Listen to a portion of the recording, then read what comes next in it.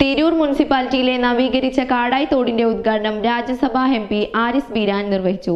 നഗരസഭാ chairperson AP Naseema അധ്യക്ഷത വഹിച്ച ചടങ്ങിൽ തിരൂർ MLA കുറിക്കോളി മൊയ്തീൻ മുഖ്യാതിഥിയായി.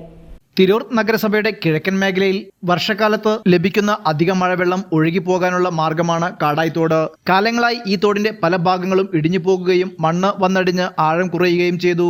മാത്രവുമല്ല, ചിലയിടങ്ങളിൽ ഇതിന് തുടർച്ച ഉണ്ടായിരുന്നുമില്ല.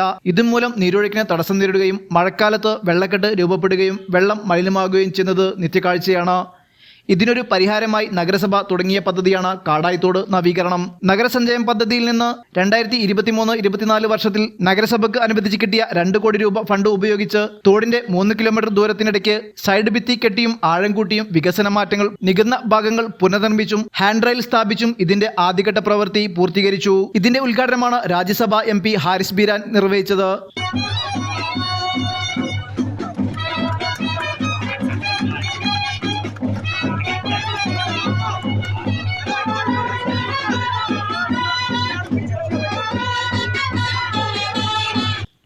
പരിപാടിയിൽ തിരൂർ നഗരസഭാ ചെയർപേഴ്സൺ AP നസീമ അധ്യക്ഷയായി.